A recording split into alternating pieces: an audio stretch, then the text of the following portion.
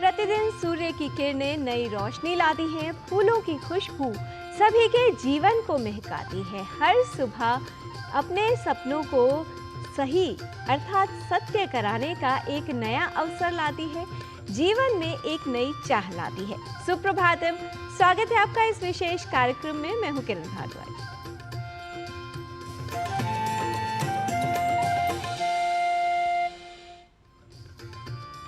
अहंकार जीवन को बदल सकता है।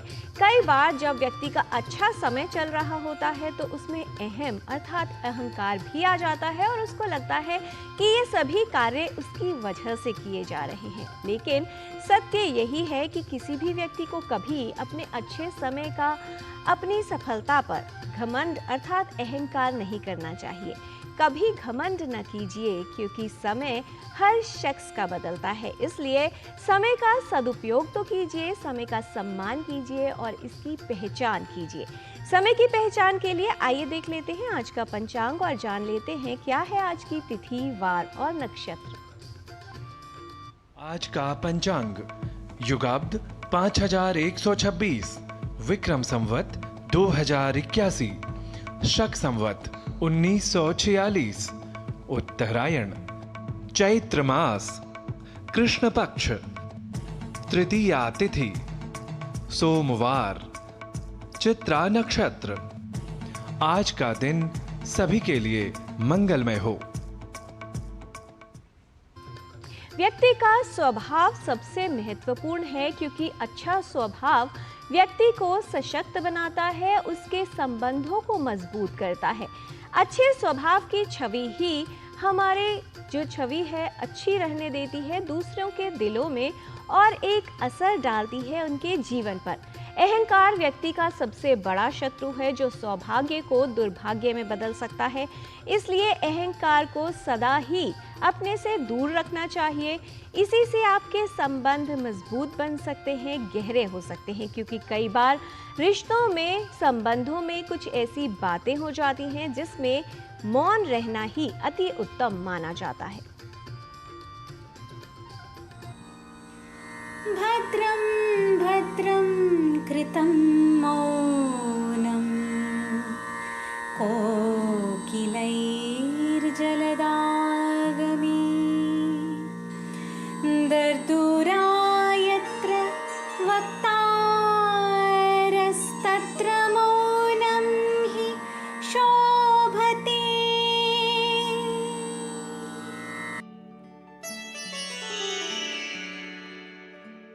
वर्षा ऋतु के प्रारंभ में कोयलें चुप हो जाया करती हैं, क्योंकि जहां मेंढक टरटराते हैं वहां चुप रहना ही शोभा देता है।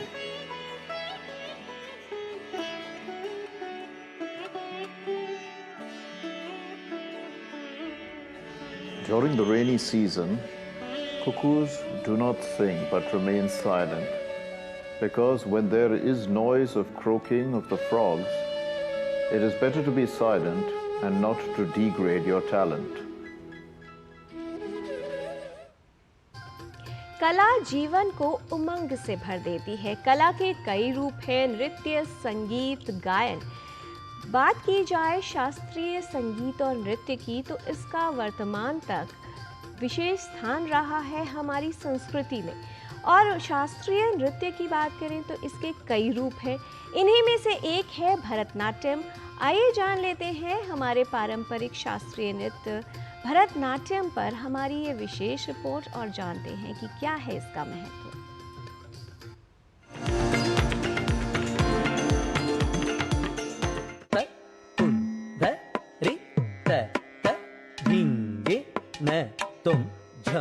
भारतीय नृत्य कला हमारी संस्कृति एवं सभ्यता का प्रतिबिंब है। नृत्य कला भारतीय विरासत में एक विशेष स्थान रखते हैं और अपने कलात्मक और ऐतिहासिक मूल्य के लिए संजोए जाते हैं। संगीत नाटक अकादमी के अनुसार भारत में 9 पारंपरिक शास्त्रीय नृत्य रूप हैं। आज हम भारत के इन्हीं शास्त्रीय नृत्य कलाओं में से एक भरतनाट्यम की जानकारी देंगे। भरतनाट्यम एक प्राचीन भारतीय शास्त्रीय नृत्य है जिसकी उत्पत्ति तमिलनाडु के तंजौर जिले में हुई थी। दक्षिण भारत में तमिलनाडु का भरतनाट्यम ऐसा नृत्य है जो मंदिरों को समर्पित नर्तकों की कला से उपजा है और इसे पूर्व में सादिर अथवा दासी अट्टम के रूप में जाना जाता था। यह भारत का ऐसा पहला पारंपरिक नृत्य है जिसे मंच कला के रूप में नए सिरे से तैयार किया गया और इसे देश और विदेश दोनों में व्यापक स्तर पर प्रस्तुत किया जाता है। भरतनाट्यम नृत्य कला में भावम, रागम और तालम इन 3 कलाओं का समावेश होता है। भावम से भ, रागम से र और तालम से त लिया गया है। इसलिए भरतनाट्यम यह नाम अस्तित्व में आया है। यह भरत मुनि के नाट्य शास्त्र जो 400 ईसा पूर्व का है उस पर आधारित है, जिसमें भावम अर्थात अभिव्यक्ति, रागम अर्थात संगीत, तालम अर्थात ताल या लय और नाट्यम अर्थात नृत्य शामिल होता है। वर्तमान समय में इस नृत्य शैली का मुख्य रूप से महिलाओं द्वारा अभ्यास किया जाता है। Historically, the word Bharatanatyam came into existence only in 1930s. उसके पहले इसी डांस संप्रदाय और इसी डांस शैली को कर्नाटका में कर्नाटकम बोलते थे, आंध्र प्रदेश में आंध्र नाट्यम बोलते थे और तमिलनाडु की जो स्टेट है वहाँ सदर बोलते थे। और इस शैली को जो प्रैक्टिस करने वाले थे वो देवदासीस थे और नट्टुवन्नार कम्युनिटी का जो लोग होते हैं वो करते थे डांस, और वो भी मंदिर में करते थे। और मंदिर में जो भगवान होता है, जो देवता, उसके ऊपर उन्होंने पोइट्री और कॉम्पोजिशंस जो भी लिख के गा के डांस करते थे। पुष्पम समर्पयामि, वैसे ही नृत्यम समर्पयामि बोल के गर्भगृह में जो देवदासी डांसर्स थे वो नृत्य करते थे, एक्चुअली नृत्य करते थे। और जब पंडित संगीतम समर्पयामि बोलते थे उस वक्त यही डांसर्स और उनकी जो फैमिली मेंबर्स जो गाते थे वो लोग गा के भगवान को अर्पित करते थे। इस नृत्य शैली के प्रेरणा स्रोत चिदंबरम के प्राचीन मंदिर की मूर्तियों से आते हैं। भरतनाट्यम भारत के नाट्य शास्त्र जैसे कालजयी ग्रंथ में निर्धारित प्रस्तुति और सौंदर्य कला संबंधी सिद्धांतों पर आधारित हैं। तंजौर के 4 बंधुओं पौन्नैया, चिन्नैया, शिवनंदम और वेदिवलु बंधुओं द्वारा तैयार किया गया था।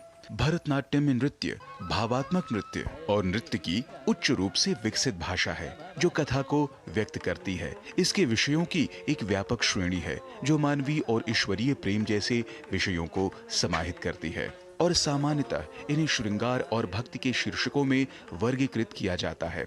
इसकी नृत्य गायन प्रस्तुति में कम से कम एक गायक, एक मृदंग वादक और एक बांसुरी अथवा वायलिन अथवा वीणा वादक शामिल होता है।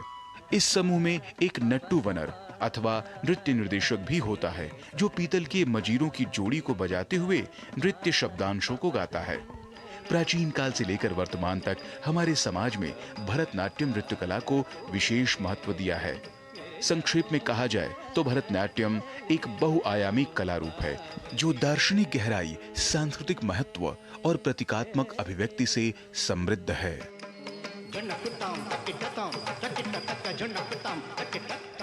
राजमंगल पांडे के साथ जनेंद्र सिंह की रिपोर्ट, डीडी न्यूज।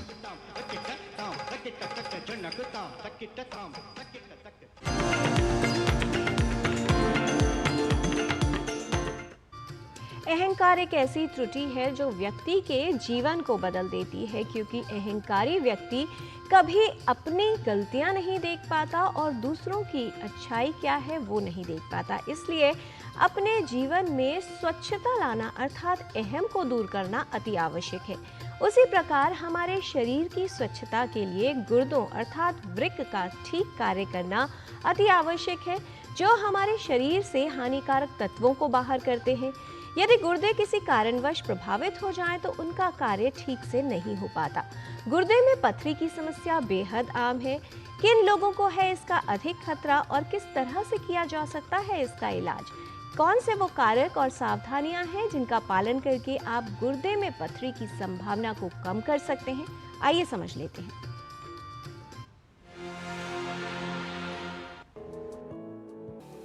गुर्दे में पथरी एक आम समस्या है जो कई लोगों को प्रभावित करती है।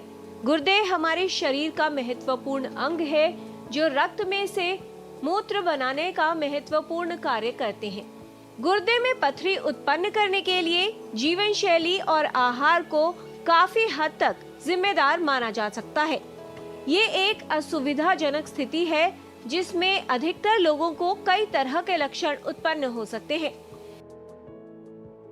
पीठ के निचले हिस्से में दर्द, कमर का दर्द, पथरी के दर्द की तीव्रता कम या अधिक हो सकती है, पेशाब में खून आना, पेशाब करते समय दर्द और जलन महसूस होना, जी मिचलाना, उल्टी, बुखार या पेशाब से बदबू आना, ये गुर्दे में पथरी के लक्षण हो सकते हैं। गुर्दे में पथरी की समस्या किसी भी आयु में हो सकती है। गुर्दे में जो पथरी होती है इंडिया में बहुत ही कॉमन डिजीज मानी जाती है, क्योंकि इंडिया एक ट्रॉपिकल क्लाइमेट में पाया जाता है और जो नॉर्थन इंडिया पार्ट है स्पेशली वो पार्ट एक एंडेमिक है स्टोन्स के लिए, क्योंकि हमारे इस पार्ट में ना सिर्फ गर्मी ज़्यादा पड़ती है, हमारे जो वाटर में मिनरल्स की क्वांटिटी भी ज़्यादा होती है और यहाँ पर डिहाइड्रेशन के चांसेस भी ज़्यादा रहते हैं। तो इसलिए ये बड़ी प्रॉब्लम बहुत ही कॉमन है और इसलिए सभी हमारे जो पॉपुलेशन है उसको इसके लिए अवेयर होना चाहिए। कोई भी पथरी अगर 5 मिलीमीटर से छोटी है, 5 से 6 मिलीमीटर तक भी कई बार स्टोन निकल सकता है। मेडिकल एक्सपल्शन थेरेपी जिसको हम बोलते हैं, इसमें हाइड्रेशन अच्छा रखते हैं और एक हम मेडिसिन देते हैं पोटेशियम सिट्रेट वाला, जिससे स्टोन डिज़ोल्व हो जाता है। लेकिन कोई भी पथरी अगर इससे ऊपर साइज़ का है तो इसको ज़्यादा चांसेस यही है कि हमें कोई सर्जिकल ट्रीटमेंट करना पड़ेगा। शरीर में रक्त में उपस्थित विजातीय और अनावश्यक पदार्थों को मूत्र के रूप में शरीर से बाहर निकालने का कार्य गुर्दों द्वारा किया जाता है। मानव मूत्र में खनिज और एसिड लवण होते हैं। जब मूत्र में कैल्शियम, ऑक्सलेट, यूरिक एसिड और सिस्टीन जैसे कुछ पदार्थों की मात्रा या कंसंट्रेशन बढ़ जाता है तो ये क्रिस्टल अर्थात पथरी बनाने लगते हैं, जो गुर्दे से जुड़ने लगती है और धीरे धीरे इनका आकार बढ़ने लगता है और पथरी का रूप ले लेता है। अगर आपको किडनी कोई भी अगर पथरी पेन कर रहा है, दैट मीन्स वो एक समय आ गया है कि अब आपको उसका ट्रीटमेंट कराना है, नंबर 1। नंबर 2, अगर आपको बार बार इन्फेक्शन हो रहा है अपर ट्रैक्ट या लोअर ट्रैक्ट, वो भी एक संकेत है कि आपको ट्रीटमेंट कराना है। ब्लड, यूरिन में ब्लड आना शुरू हो गया है, हेमेचूरिया, वो भी एक लक्षण है। और 4th, अगर आपके बॉडी में जो कि लेट लक्षण है कि स्वेलिंग आना शुरू हो गया, वॉमिटिंग हो गया, यानी कि अब आपकी किडनी जो है खराब होने शुरू हो गई हैं, वो एक लक्षण है कि अब आपको ट्रीटमेंट करा लेना चाहिए। गुर्दे की पथरी अलग अलग आकार की हो सकती है। छोटी पथरी आमतौर पर मूत्र के साथ शरीर से बाहर निकल जाती है। पथरी का आकार बड़ा हो तो इलाज की आवश्यकता होती है। कुछ मामलों में नवीन तकनीकों द्वारा पथरी को तोड़कर निकाला जा सकता है। शल्य चिकित्सा के द्वारा गुर्दे की पथरी का इलाज संभव है। सर्जरी में पथरी को गुर्दे से निकाल दिया जाता है। गुर्दे की पथरी का इलाज पथरी के आकार, स्थान, संख्या और संरचना पर निर्भर करता है।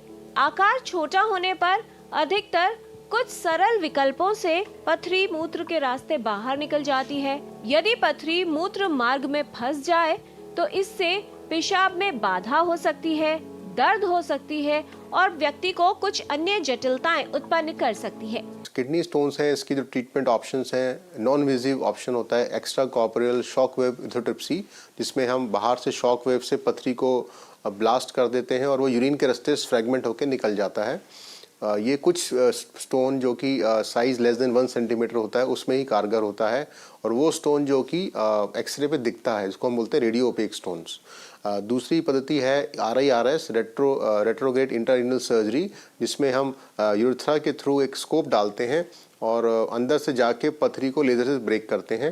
ये बहुत ही कारगर पद्धति है और इसमें स्टोन फ्री रेट हमारा 95% तक होता है। तीसरी जो सर्जरिकल टेक्निक है वह PCNL है, परक्यूटेनियस नेफ्रोलिथोटमी, जिसमें हम ऊपर से किडनी में एक पंक्चर करते हैं और पंक्चर के थ्रू एक स्कोप डाल के फिर स्टोन को ब्रेक करते हैं। ये 3rd टेक्निक। और 4th, कभी कभी बहुत ही रेयर केसेस में हम लैप्रोस्कोपी या रोबोटिक टेक्निक से भी स्टोन को निकाल सकते हैं। कुछ लोगों में गुर्दे की पथरी से छुटकारा पाने के लिए चिकित्सीय उपायों की आवश्यकता होती है। गुर्दे की पथरी का इलाज होने के बाद ऐसे व्यक्ति में बार बार पथरी बनने की संभावना रहती है, इसलिए ऐसे रोगी को कुछ सावधानियां रखने की आवश्यकता होती है। आहार और आदतों में कुछ परिवर्तन करके गुर्दे में पथरी की संभावना को कम किया जा सकता है।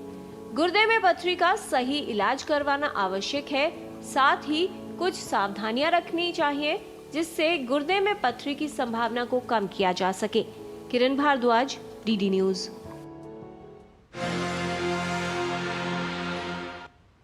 गुर्दे में यदि पथरी है तो यहाँ वहाँ जाकर अपने समय नष्ट न करें। एक विशेषज्ञ को दिखाकर ये जान लें कि क्या इसे इलाज की आवश्यकता है और यदि हाँ तो किस तरह से इलाज या उपचार किया जाना चाहिए, क्योंकि सतर्कता ही हमारी समस्या को बढ़ने से रोकने का एक अच्छा विकल्प है। ठीक उसी प्रकार हमें अपने जीवन में अपनी त्रुटियों को समझना चाहिए। क्रोध, अहम, इस तरह की चीज़ें हमारे जीवन को नष्ट कर सकती हैं और इसीलिए कहा जाता है कि सभी को अपने समान समझना चाहिए। यदि आप किसी को अपने से छोटा मान रहे हैं, उसको छोटा देख रहे हैं, तो या तो आप उसे दूर से देख रहे हैं या फिर अपने गुरूर से। अपने अहंकार को दूर कीजिए और अपने जीवन को सफल बनाइए। यहाँ पर लेते हैं अल्प विराम। आप देखते रहिए डीडी न्यूज़। हम जल्द लौटते हैं।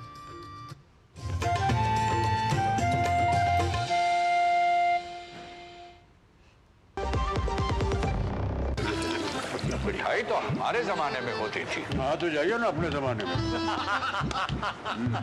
रोमांस तो हमारे जमाने में होता था। पेमेंट भी उसी जमाने का है। अरे भैया डिजिटल पेमेंट करना सीखिए नए जमाने में। इजी, सेफ एंड फास्ट है। हमने तो इनको डिजिटल पेमेंट करना सिखा दिया। आपने ये सेल्फी लेते हैं, ये हमारे जमाने का है। आरबीआई कहता है कि डिजिटल पेमेंट अपनाओ, औरों को भी सिखाओ। मुथूट फाइनेंस पेश करते हैं गोल्ड लोन मेला।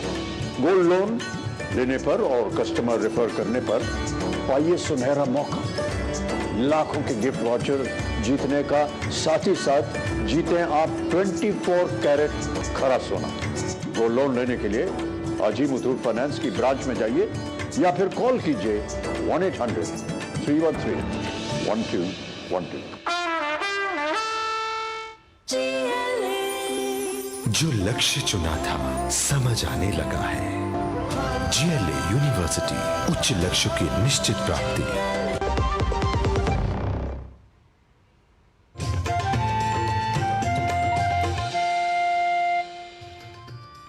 ब्रेक के बाद आपका स्वागत है।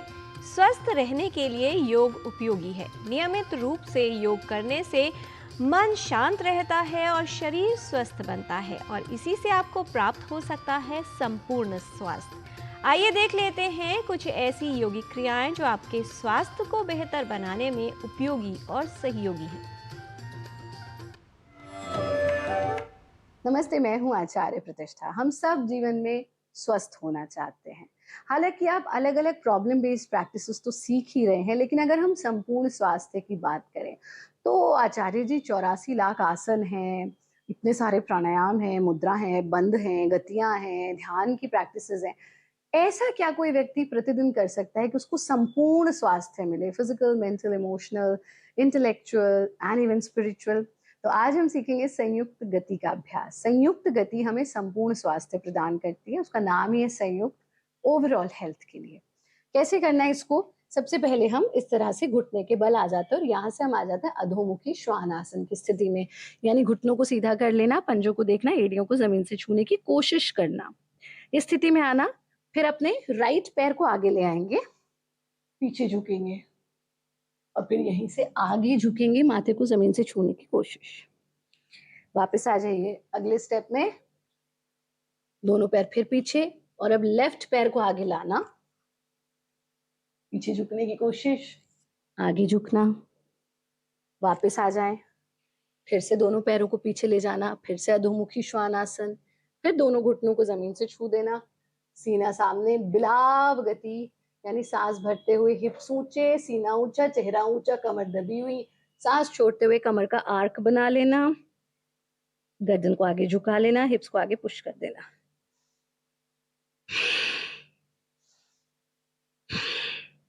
और यहाँ से फिर हिप्स को पीछे की तरफ खींचते जाएं। यथासंभव जितना आगे झुक सकते हैं उतना झुकना। धीरे से अपने आसन में बैठ जाएंगे, शरीर को ढीला छोड़ देंगे। ये संयुक्त गति आपके पूरे शरीर को ऊर्जा प्रदान करती है और शरीर ही नहीं, आपके मन को भी स्वास्थ्य देती है। आप नियमित रूप से संयुक्त गति का अभ्यास करें, हमारा कार्यक्रम देखते रहें, खुश रहें, आनंदित रहें। नमस्ते। योग जीवन को संतुलित करता है और यही संतुलन जीवन में गुणवत्ता लेकर आता है।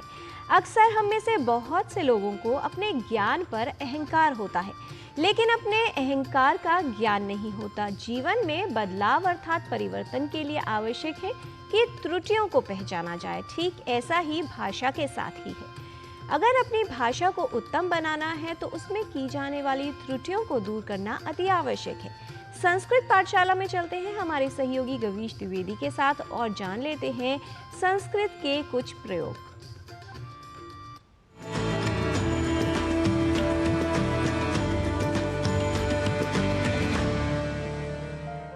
नमो नमः मित्राणि। संस्कृत पाठशालायाः एतस्यां कक्षायां भवतां सर्वेषामपि स्वागतम्। मम नाम गवीशः। हम अपने पिछले अंक में उत्तम पुरुष के कुछ क्रिया रूपों और कर्तृपदों के साथ वाक्यों का अभ्यास कर रहे थे। आइए अभ्यास के इसी क्रम को बढ़ाते हैं आगे और बनाते हैं कुछ और नई क्रियाओं के साथ नए वाक्यों को। वाक्य है मैं ले जाता हूं। इसके लिए संस्कृत वाक्य हमने सीखा था अहम नयामि। अहम नयामि। इसी वाक्य का द्विवचन रूप बनाना हो तो वाक्य होगा आवाम नयावह। आवाम नयावह अर्थात हम दोनों ले जाते हैं। और बहुवचन में बनेगा वयम नयामः। वयम नयामः अर्थात हम सब ले जाते हैं। मित्रों, अब मेरे साथ साथ आपको भी अभ्यास करना है और उत्तम पुरुष के तीनों वचनों में वाक्य बोलने हैं। अग्रिम वाक्य देख लेते हैं। मैं याद करता हूं। इसका एक वचन रूप बनेगा अहम स्मरामि। अहम स्मरामि। द्विवचन में बनेगा आवाम स्मरावह। आवाम स्मरावह अर्थात हम दोनों याद करते हैं। और बहुवचन रूप बनेगा वयम स्मरामः। वयम स्मरामः अर्थात हम सभी याद करते हैं। इसी प्रकार यदि वाक्य कहना हो मैं बोलता हूं तो कहेंगे अहम वदामि। हम दोनों बोलते हैं तो वाक्य बनेगा आवाम वदावह। और बहुवचन में वाक्य बनेगा वयम वदामः। इसी प्रकार अहम इच्छामि एक वचन, आवाम इच्छावह द्विवचन और वयम इच्छामः यह इसका बहुवचन रूप बनेगा। अर्थात मैं इच्छा करता हूं, हम दोनों इच्छा करते हैं और हम सब इच्छा करते हैं। इसी प्रकार एक वचन, द्विवचन और बहुवचन के रूप हमें बनाने हैं। आइए देख लेते हैं अग्रिम वाक्य। अग्रिम वाक्य है मैं गिरता हूं। अहम पतामि। आवाम पतावह यह इसका द्विवचन रूप हुआ और बहुवचन में वयम पतामः। वयम पतामः। अग्रिम वाक्य मैं नाचता हूं तो संस्कृत में कहेंगे अहम नृत्यामि। आवाम नृत्यावह। वयम नृत्यामः। अहम जिघ्रामि मैं सूंघता हूं। आवाम जिघ्रावह हम दोनों सूंघते हैं। वयम जिघ्रामः हम सब सूंघते हैं। अहम ध्यायामि मैं ध्यान करता हूं। आवाम ध्यायावह हम दोनों ध्यान करते हैं। और वयम ध्यायामः हम सब ध्यान करते हैं। मित्रों, इस प्रकार कुछ वाक्य हमने बनाने सीख लिए हैं। कुछ और वाक्य जो आपके मन में हो आप सोशल मीडिया के माध्यम से अवश्य लिखें। हम संस्कृत के अभ्यास में आपकी हर संभव सहायता करेंगे। और हाँ, वाक्यों को जोर जोर से बोलना न भूलें। अपने परिवारजनों के साथ वाक्यों का करते रहें अभ्यास। संस्कृत कक्षा में पुनः होंगी भेंट। तब तक के लिए नमस्कार।